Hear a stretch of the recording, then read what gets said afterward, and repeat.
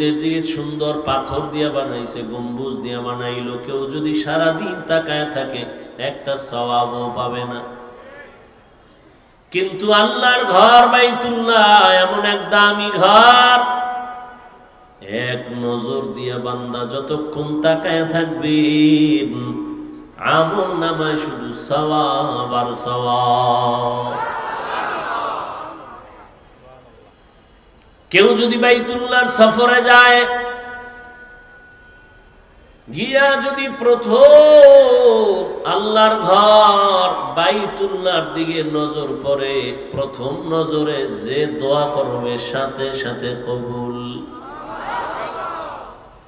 এমন একটা দামি ঘর বাইতুল্লাহ, যেই দামি ঘর, ওই ঘরের এরিয়ার মধ্যে একবার যদি কেউ বলে আল্লাহ, একবার আল্লাহ বলার বিনিময় 1,00,000 বার আল্লাহ বলার সওয়াব।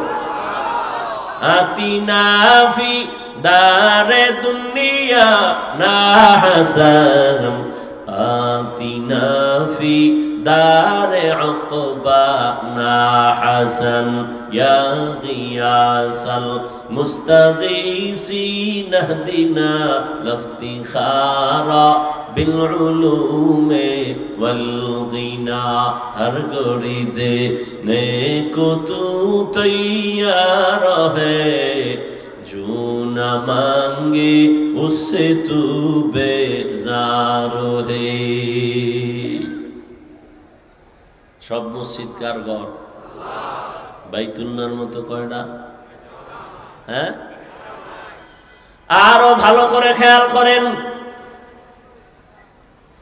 আপনাদের জমিনের মধ্যে বাজারে আশেপাশে কুকুর আসেনি? কার মাখলুক? সব কুকুরগুলো আমার আল্লাহর মখলুক, তবে সব কুকুর দামি না। আসহাবে কাহাফের সাথে যেই কুকুরের সম্পর্ক আছে, ওই কুকুর এত দামি, জান্নাতে যাবে। আপনাদের এলাকায় গাভী আছে, গরু আছে, কার মখলুক? সব গরু গাভী আল্লাহর মখলুক, তবে সব দামি না। মুসা নবীর সাথে যেই গাভীটার সম্পর্ক, ওই গাভী বড় দামি, জান্নাতে যাবে। আপনাদের জমিনের মধ্যে আশেপাশে পিপিলিকার অভাব নাই, সব আল্লাহর বানানো মখলুক, সব পিপিলিকা আল্লাহর কাছে দামি না। সুলাইমান নবীর সাথে যেই পিপিলিকার কথা হয়েছে, ওই পিপিলিকা বড় দামি, জান্নাতে যাবে। গরু জান্নাতে যায় কি ঘাস খাবে? কি ঘাস খাবে? তো গরু জান্নাতে যাবে কেন? কুকুর জান্নাতে যাবে কেন? পিপিলিকা জান্নাতে যাবে কেন? রহমতের নবী যে উটের উপরে সফর করেছেন, সওয়ার হয়েছেন, আরোহণ করেছেন, ওই উট আল্লাহর জান্নাতে যাবে। সালেহ আলাইহিস সালাম যেই উটনির জন্য কওমের লোকেরা দোয়া চাইছিল, ও সালেহ নবী, পাথরের পাহাড় থেকে যদি উটনি বের করে দেখায় দাও, আমরা আল্লাহর উপর ঈমান আনব। সালেহ নবী দোয়া করলেন, আল্লাহ, পাহাড়ের ভেতর থেকে কওমের লোকেরা উটনি দেখতে চায়, তুমি দেখাও, তাহলে তোমারে আল্লাহ বলে মানবে। নবী দোয়া করলেন, পাহাড় থেকে একটা উটনি বের হইয়া সালেহ নবীর সামনে, লোকের সামনে এসে বাচ্চা দিল। লোকেরা আল্লাহরে আল্লাহ বলে মানে নাই, সাথে সাথে আসমান থেকে একটা গজব আসছে, জায়গায় সব শেষ। ওই উটনি আল্লাহর জান্নাতে যাবে। নদীর মধ্যে হাজারো ধরনের মাছ, এই মাছের মধ্যে আমগো দেশের মধ্যে জাতীয় মাছ কি? কিন্তু না, এত দামি, এত ঘ্রাণওয়ালা মাছ দুনিয়ার যে কেউ আমাদের ইলিশ মাছ রান্না করে দিলে একবার খায়, জীবনে ভুলবে না। কিন্তু এই মাছ আল্লাহর আদালতে দামি না, ইউনুস নবীরে যেই মাছ গ্রাস করে নিয়ে পানির মধ্যে রেখেছিল, ওই মাছ আমার আল্লাহর জান্নাতে যাবে। সোহবতে সালে তোরা সালে কুনাত, সোহবতে তালে তোরা তালে কুনাত, এক জামানা সোহবতে বা আউলিয়া বেহতের সদ সালাতাত বেরিয়া। মাছ, দুনিয়ার মাছ কি আল্লাহ ওখানে খাওয়াবে? জান্নাতে কেন মাছ যাবে? পিপিলিকা জান্নাতে কেন যাবে? কুকুর কেন জান্নাতে যাবে? উট আর উটনি কেন জান্নাতে যাবে? মাছ কেন জান্নাতে যাবে? গাভী কেন জান্নাতে যাবে? সুলাইমান নবীর সাথে সম্পর্কের হুদহুদ আল্লাহ জান্নাতে যাবে কেন? আল্লাহ বুঝাইতেছে ওগো জান্নাতে কোনো কাজ নাই, তারপরও কেন নিব তোদের বুঝাইতেছি। দেখ, এই প্রাণীগুলো আল্লাহর প্রিয় বান্দাদের সঙ্গে সম্পর্ক রাখার কারণে তারা দামি হয়ে গেছে, এটা বুঝাবার জন্য আমি এদের জান্নাত দিব। কাদের কুদরত দারি বরকামাল, আন্তা রব্বি আন্তা হাসবি যুল জালাল, তুহি কাদের জলিলুল্লাহ জাহাদার, বহর হালে তুহি মেরা নিগাহদার। সূরা কাহফের ভেতরে ঘটনা, আল্লাহর প্রিয় বান্দা 7টা যুবক আল্লাহর দ্বীন ও ঈমানকে জিন্দা রাখার জন্য এলাকা ছেড়ে হিজরতের পথে রওনা হয়ে একটা গুহার মধ্যে আশ্রয় নিয়েছে। কুকুর গিয়ে ওদের পাহারা দিয়েছে। এই কারণে কুকুরের দাম বেড়ে গেছে।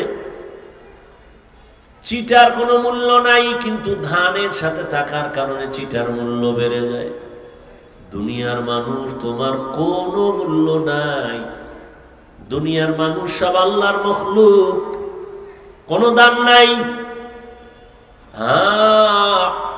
তোমার সম্পর্কটা যদি আল্লাহর প্রিয় বান্দার সাথে লাগায় দেও, আল্লাহর প্রিয় বান্দাদের মতো তোমার মূল্য বেড়ে যাবে। ওরা জান্নাতে যাবে। আল্লাহ ওয়ালাদের সাথে যাদের সম্পর্ক, এরাও বিনা হিসাবে জান্নাতে যাবে। বেহেশত আযাকে আযারে নবাশত কাছে রাবা কাছে করে নবাশত। সোহবত বড় দামি এক সম্পদ। মোহাব্বত আর সোহবত দামি একটা সম্পদ। এরে আল্লাহর গোলাম, এজন্যই তো প্রবাদ আছে, সৎ সঙ্গে স্বর্গবাস, অসৎ সঙ্গে।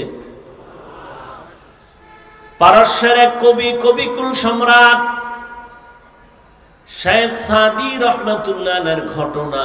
তিনি 30 বছর দুনিয়াটা ভ্রমণ করেছেন। কয় বছর? 30 বছর ঘুরে ঘুরে যা দেখছেন আল্লাহর কুদরত, এগুলো দিয়ে তিনি আবার লেখছেন। লেখার পরে এগুলো কিতাব হয়েছে।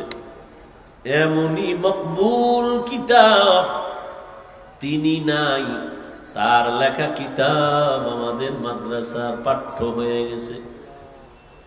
সাদির কিতাব এখনো প্রত্যেক মাদ্রাসায় পড়ানো হয়। এমন পারস্যের কবি, ফার্সি ভাষার কবি, সুন্দর করে কবিতা লিখছেন ফার্সি ভাষায়। বুঝারও মানুষ কম, বুঝানোরও মানুষ কম। এখন তো ফার্সি নাই, এগুলো পরে কি লাভ হবে? সাদি রহমাতুল্লাহ আলাইহি তার কিতাবের মধ্যে একটা ঘটনা লিখেছেন। বলেন, আমি একদিন গোসলখানায় গোসল করার জন্য প্রবেশ করলাম। গোসলখানায় যাইয়া দেখি গোসলখানার ভেতর থেকে আতরের ঘ্রাণ আসতেছে। কিসের থেকে? ঘুমাইতেছেন? গোসলখানার থেকে আতরের ঘ্রাণ। এত ঘেরান কেন? চতুর্দিকে আমি নজর দিলাম, এত ঘেরান কিসের থেকে আসে? খুঁজতে খুঁজতে কিছুই পেলাম না, আতর দাও না, কিছুই না। দেখলাম একটা মাটির চাকা পড়ে আছে।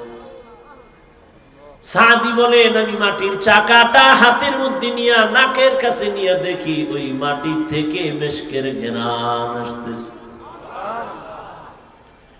সাদি তার ভাষায়, কবিতার আকারে ফার্সি ভাষায় প্রশ্ন করলেন, গলে খুশবু ये दर हम्माम रोज़े रसीद अज़ दस्त महबूबे बदस्तम बदू गुफ्तम कि मिश्के या अबीरी के अज़बूए दिलावीज़े तुमस्तम बगफ्ता मन गले ना चीज़ बूदम वलेकिन मुद्दते बगल नशुस्तम जमाले हम नशीदर मन असर को अगर नामन हुमा खाकम के हंसता।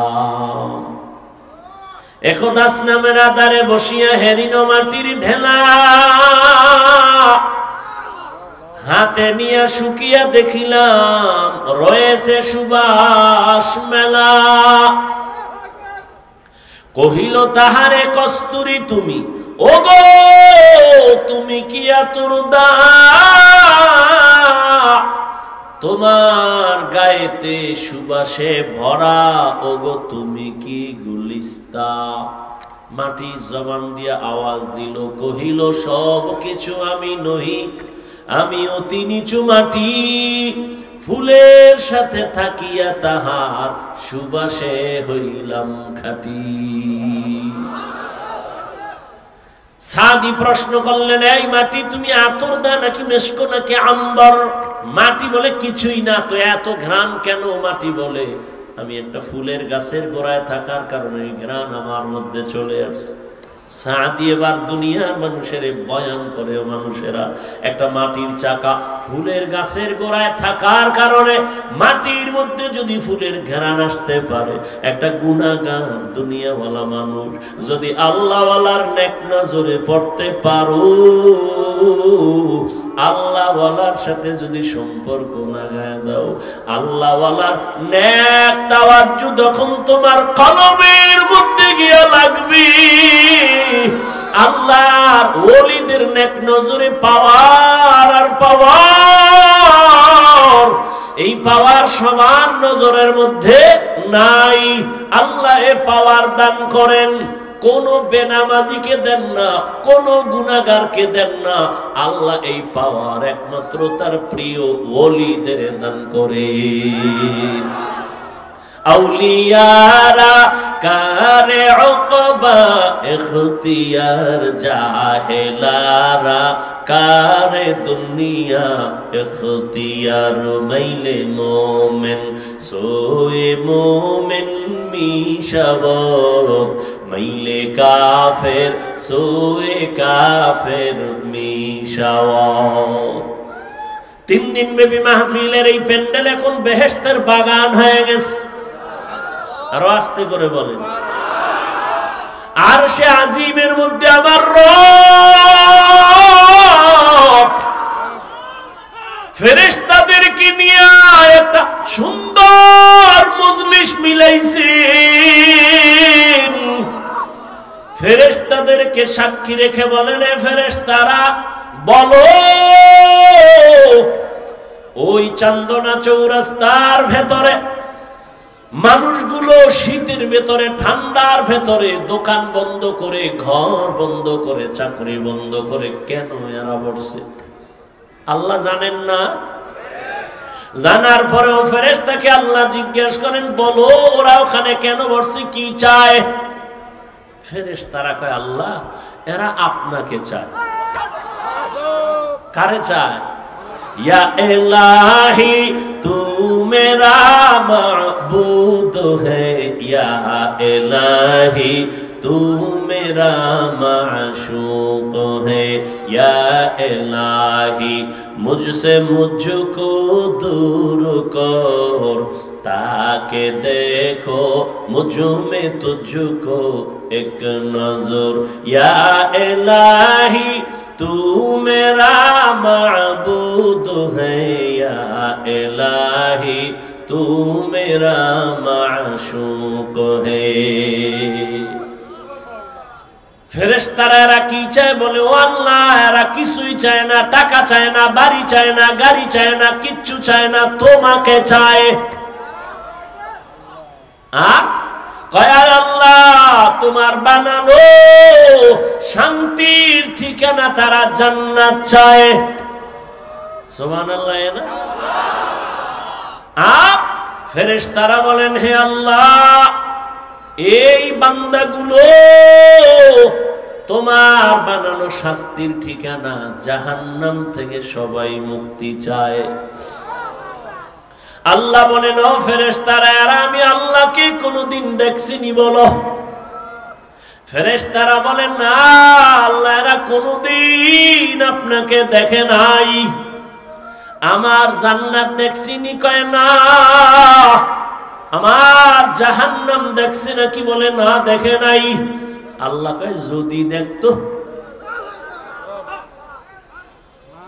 আমার বান্দারা যদি বলো আমি আল্লাহকে যদি ওরা দেখতো কেমন করত? ফেরেশতারা বলেন, হে মালিক তোমাকে যদি একবার দেখতো এরা বেকার হয়ে যাইতো, তোমাকে পাওয়ার জন্য পাগলের মতো তারা ছুটতো। আমার জান্নাত যদি দেখতো কেমন করত? ফেরেশতারা বলেন এরা পাগলের মতো হয়ে যাইতো জান্নাতে ঢোকার জন্য। আমার জাহান্নাম যদি দেখতো কি করত?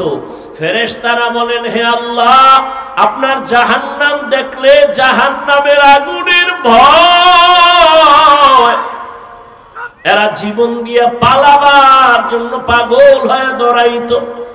আল্লাহ বলেন, ফেরেশতা সাক্ষী থাক, তোমরাই তো মানুষ বানাইতে নিষেধ করেছিলাম, আজ আমি তোমাদের সাক্ষী রেখে ওয়াদা করতেছি, আজ আমাকে না দেখে আমার মায়া মোহব্বত নিয়ে যারা বসছে, আমার জান্নাত না দেখে যারা জান্নাত পাওয়ার আশায় বসছে, আমার জাহান্নাম না দেখে জাহান্নামের আগুনের ভয় যারা এখানে বসছে আর মুক্তি চায়, সাক্ষী থাকো আমি আল্লাহ এদের জীবনের সব গুনাহগুলো মাফ করে দিলাম।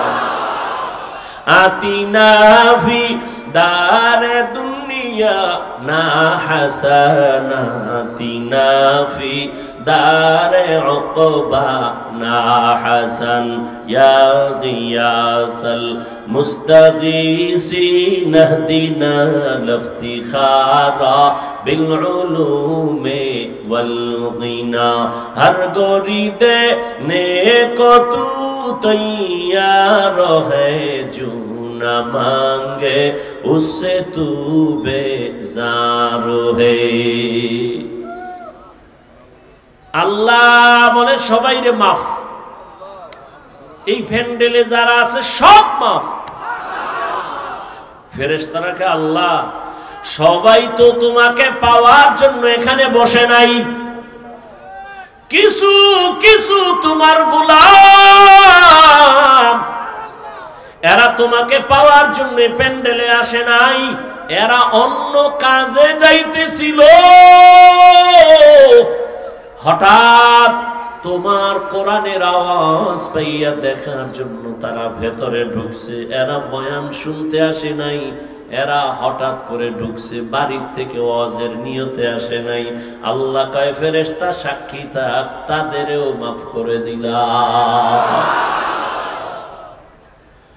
ও আল্লাহ তাদের কেন মাফ করলা? তারা তো ওয়াজ শুনতে আসে নাই। আল্লাহ কয় আবার আশিকদের আমি বড় মুহাব্বতের নজর করে দেখেছি, আমারে যারা না দেখি আমাকে পাওয়ার জন্য পাগল, আমি আল্লাহ ওদের মোহাব্বতের নজর দিয়ে তাকাইলাম, আর আমার আশিকের সাথে যারা মিলিয়া গেল, ওর অন্তরে কি আছে আমার জানার দরকার নাই, আমি ওদের মায়ার কারণে ওদেরও মাফ করে দিলাম। আল্লাহ বড় দয়াময়। এই জন্য বুঝাইতেছিলাম সহবত একটা মাটির চাকা ফুলের গাছের গোড়ায় থাকার কারণে যদি মাটির মধ্যে ফুলের ঘ্রাণ আসতে পারে, একজন গুনাহগার বান্দা যখন আল্লাহর ওলিদের নেক নজরে থাকে তখন তাদের মধ্যে কেন আখিরাতের ঘ্রাণ আসবে না? আমি প্রায় সময় উদাহরণ দেই, একটা গাঞ্জাখোর বেআমলওয়ালা বেনামাজি, ওর নজরের মধ্যেও কিন্তু পাওয়ার আছে। একটা বেনামাজি বেআমলওয়ালা হঠাৎ একটা দুধের বাচ্চার দিকে নজর দিয়ে কয় এত সুন্দর কেন? এটা বদ নজর। কি নজর? এত সুন্দর কেন? এই কথা বলা মাত্র বাচ্চাটা আস্তে আস্তে কেমন যেন দোষ লেগে গেল, শুকায় যায়, খানা খায় না, ঘুমায় না, রুচি নাই। ডাক্তার বলে এর কোনো রোগ নাই। মুরব্বীরা বলে কি হইছে? কয় বদ নজর, বদ নজর, বদ নজর। আসেনি? একটা গাঞ্জাখোর, একটা বেনামাজি, সুদখোর, ও যদি নজর দিলে বাচ্চার মধ্যে রিয়াকশন হয়, ওর নজরে যদি পাওয়ার থাকে, ওরে যারা আমার মাওলার খাঁটি গোলাম, আল্লাহর প্রিয় বান্দা, যারা আল্লাহওয়ালা জাকিরিন, যারা জিকির করে, তেলাওয়াত করে, তাহাজ্জুদ পড়ে, সব সময় আমার আল্লাহর মহব্বত নিয়ে চলে, এই আল্লাহর খাঁটি ওলি যারা, এরা যদি আল্লাহর কোন দুনিয়াওয়ালা বান্দার দিকে নেক নজর দেয়, ওই দুনিয়াওয়ালা কেন আল্লাহর ওলির নজরে আখিরাতওয়ালা হবে না? হবে না? আল্লাহওয়ালার নজরের মধ্যে পাওয়ার। ক্বালা রাসূলুল্লাহ সাল্লাল্লাহু আলাইহি ওয়া আলিহি ওয়া সাল্লাম, ইত্তাকু ফিরাসাতাল মুমিন ফাইন্নাহু ইয়ানজুরু বিনূরিল্লাহ।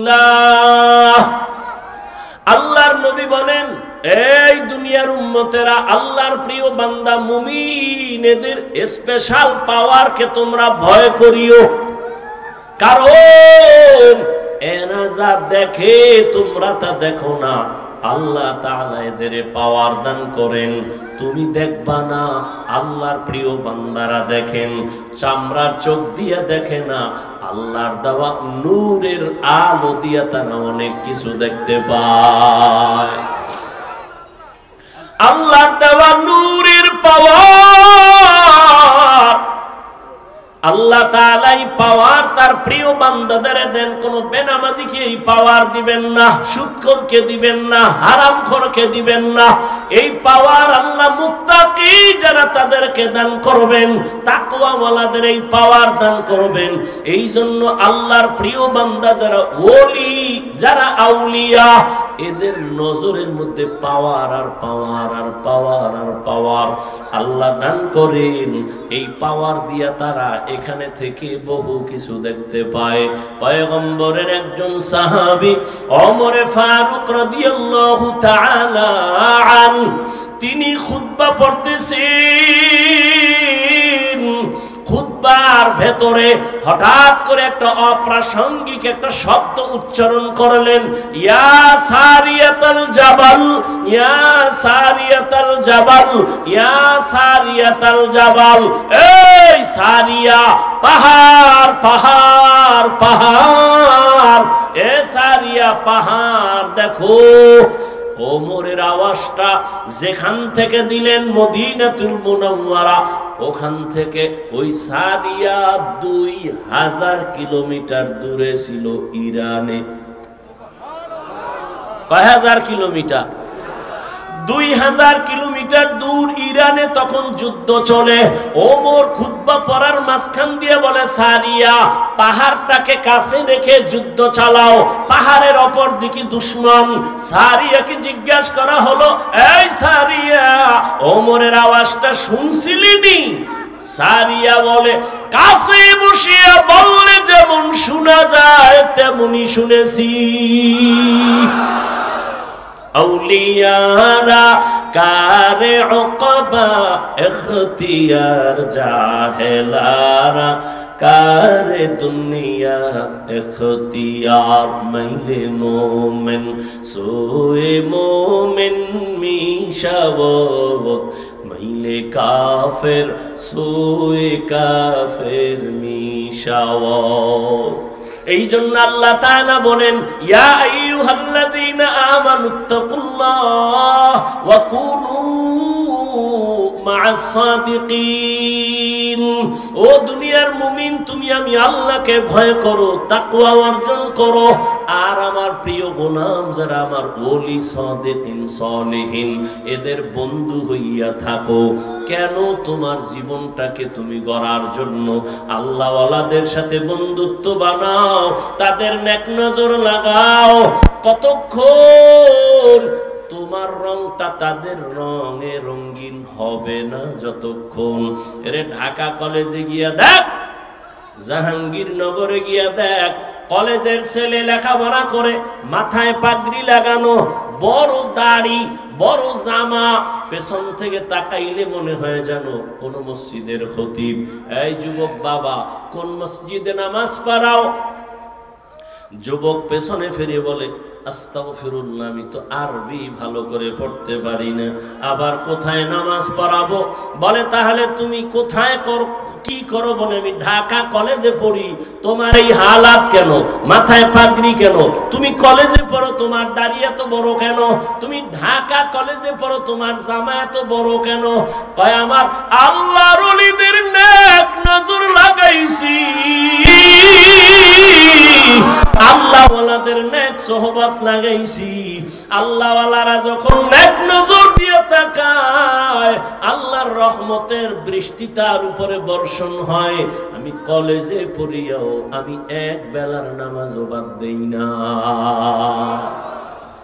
সোহবতে সালে তোরা সালে কুনাত, সোহবতে তালে তোরা তালে কুনাত জামানা, সোহবতে বা আউলিয়া বেহতে রসদ সালাত আত বেরিয়া।